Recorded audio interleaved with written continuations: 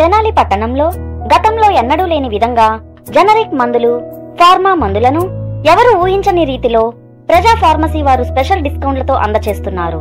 కావున తెనాలి పట్టణ నియోజకవర్గం ప్రజలందరూ కూడా ఈ అవకాశాన్ని ఉపయోగించుకోవాల్సిందిగా కోరుచున్నాము.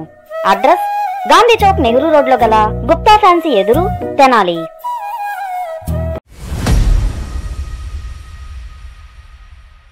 తుఫాను కారణంగా పంట నష్టపోయిన ప్రతి ఒక్క రైతుని, కౌలు రైతుని కూడా ప్రభుత్వం ఆదుకుంటుందని చెప్పి మంత్రి నాదెండ్ల మనోహర్ తెలియజేశారు. ఈరోజు పెదరావూరు గ్రామంలో జిల్లా కలెక్టర్ తమీం అన్సారియాతో పాటు ఉన్నతాధికారులు వీళ్ళందరితో కూడా కలిసి పంట పొలాలను ఏదైతే తుఫాను కారణంగా దెబ్బతిందో ఆ పంట పొలాలను కూడా మంత్రి నాదెండ్ల మనోహర్ పరిశీలించారు. ముఖ్యంగా ప్రభుత్వం రైతులకు అండగా ఉంటుందని చెప్తా ఉన్నారు.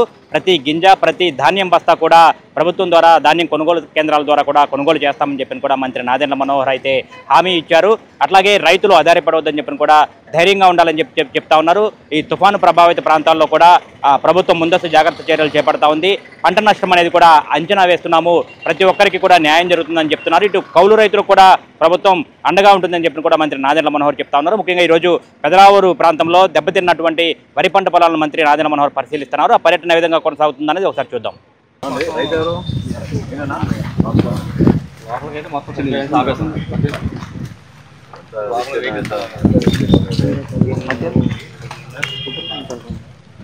పెట్టుబడి ఎంత అయింది మీకు?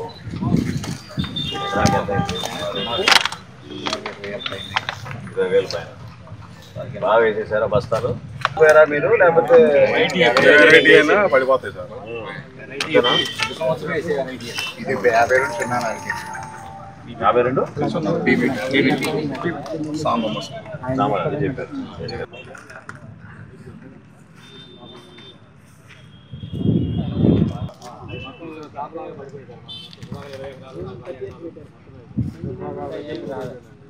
దెబ్బతింటం అయితే 7 ఖరీఫ్ బాగా ఇబ్బందికరంగా ఉందండి. మొట్టమొదటి నుండి కూడా ఇబ్బందికరంగా 40% పోయిందండి. ఉండే పొంది నాకు కొనుక్కుంటుంది మాట. అది మామూలు టైం మేము ఎప్పుడైతే సిగురు తగులుతో సేవ దిగమాకండయా అని చదువుతాం, కలుపు తీపించి అప్పుడు ఆపేసేస్తాం. ఇప్పుడు మనుషులు చేసే పని గాలే చేసేసింది, తొక్కేసింది మొత్తం. పాలు పోసుకోవటం కూడా తక్కువ పోసుకోకూడదండి, చాలా తోల కింద ఎక్కువ వచ్చింది. ఇప్పుడు ఇటు ఎంత రాసి పడుతుందో అటు తోల కింద అంత పడుతుందండి.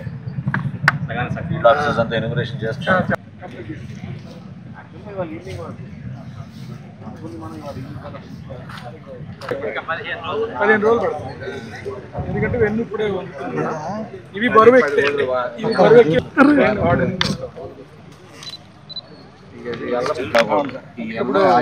మన సైంటిస్టులు కూడా చెప్పు షాంపూ స్ప్రే చేసుకోమని చెప్తాం. వారం 10 రోజులు ఉంటే పర్లేదు.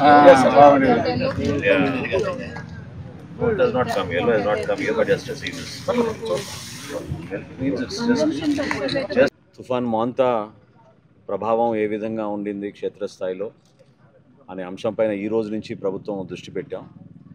నిన్నటి వరకు ఎక్కడ కూడా ప్రాణ నష్టం జరగకుండా, పశు నష్టం జరగకుండా ముందు మేము ఏర్పాటు చేసింది శిబిరాల్లో ఎవరైతే తరలి వచ్చారో వాళ్ళందరికీ భోజనం ఏర్పాట్లు గౌరవ ముఖ్యమంత్రి గారు నిత్యం సమీక్షిస్తూ రాష్ట్ర వ్యాప్తంగా సమర్థవంతంగా ఎదుర్కోవాలనే ఆలోచనతోటి ఈ కార్యక్రమాన్ని మేము తీసుకెళ్ళగలిగాం.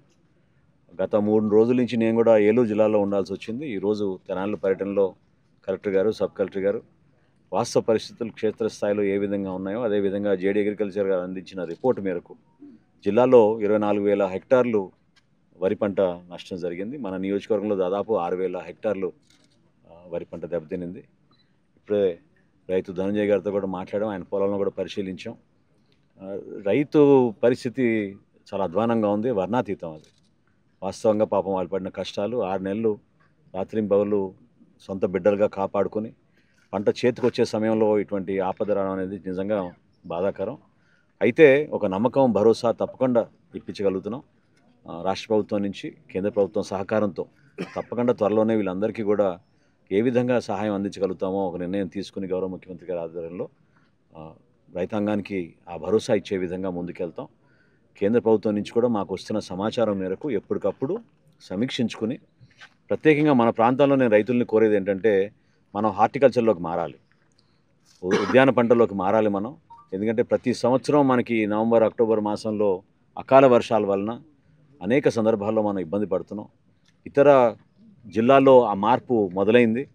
మీరందరూ కూడా దయచేసి వీలైతే ఆయిల్ పామ్ కానివ్వండి, కోకో కానివ్వండి, ఇటువంటి మనం మన ప్రాంతంలో కూడా తీసుకొచ్చి కొంతవరకు మనం ఈ భారం తగ్గించుకునే విధంగా మీరు సహకరించండి. రైతులకి మాత్రం నేను మా శాఖ నుంచి మీకు స్పష్టమైన ఒక భరోసా ఇవ్వగలుగుతున్నాను.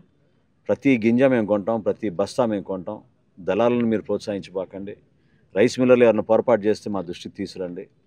కనీస మద్దతు ధర 2,369 పర్ క్వింటాల్ రూపాయలు పర్ క్వింటాల్ ఖచ్చితంగా మీకు మామూలు గ్రేడ్ వెరైటీ మన ప్రాంతాల్లో పండే నాణ్యమైన వెరైటీ అయితే ఉందో అది మన మధ్యాహ్న భోజనం పథకం కింద మన బిడ్డల కోసం ఉపయోగిస్తున్నాం. పాఠశాలలోనూ సంక్షేమ హాస్టల్లోనూ ప్రతి బస్తా రైతు సోదరులు అయితే పెద్ద మనసుతోటి ప్రభుత్వానికి అందిస్తారో దాన్ని మన రైతాంగం అందించిన ఆ బస్తాలని అన్నింటినీ కూడా మధ్యాహ్న భోజనం పథకం కింద లక్షల మంది మన పిల్లలకి ప్రతిరోజు భోజనాలు ఏర్పాటు చేస్తున్నాం. అదేవిధంగా బీపీటీ కానివ్వండి, సోనా మసూరి కానీ మన ఏరియాలో ఏది పండినా కూడా రాష్ట్ర ప్రభుత్వానికి అందించమని మనస్ఫూర్తిగా ఈ సందర్భంగా కోరుకుంటూ మంచి వెరైటీకి 2,389 రూపాయలు క్వింటాల్కి అందిస్తాం. అందించడమే కాకుండా గతంలో ఏ ప్రభుత్వం చేయని విధంగా 48 గంటల లోపే రైతు ఖాతాలోకి జమ చేసే విధంగా ఈ సంవత్సరం కూడా ఏర్పాటు చేసాం. 51 లక్షల మెట్రిక్ టన్నులు, ఇది రాష్ట్ర చరిత్రలో ఒక రికార్డు, గతంలో ఎప్పుడు జరగలేదు. 51 లక్షల మెట్రిక్ టన్నుల ధాన్యం కొనుగోలు చేయడానికి మేము అందరం కూడా సిద్ధమయ్యాం. మీడియా మిత్రులందరూ కూడా ప్రత్యేకంగా ధన్యవాదాలు. మీరు అందించిన సమాచారం ఎప్పటికప్పుడు ఈ కష్టాల్లో పౌరుల్ని ఆదుకునే విధంగా మీరు సహకరించినందుకు ఈ సందర్భంగా మీకు, అదేవిధంగా జిల్లా కలెక్టర్ గారు టైం తీసుకుని ఈరోజు మనందరితో ఇక్కడ మనం పర్యటించడమే కాకుండా ఆ కుటుంబాలకి మనం అందించిన సరుకులు, ఆర్థిక సహాయం అన్నీ కూడా మనం ఈరోజు ప్రారంభించుకున్నాం. సాయంత్రం కొలిపర మండలంలో కూడా అదే కార్యక్రమం చేపట్టి అక్కడ కూడా మనం తీసుకోవాల్సిన జాగ్రత్తలు ఖచ్చితంగా తీసుకుంటాం.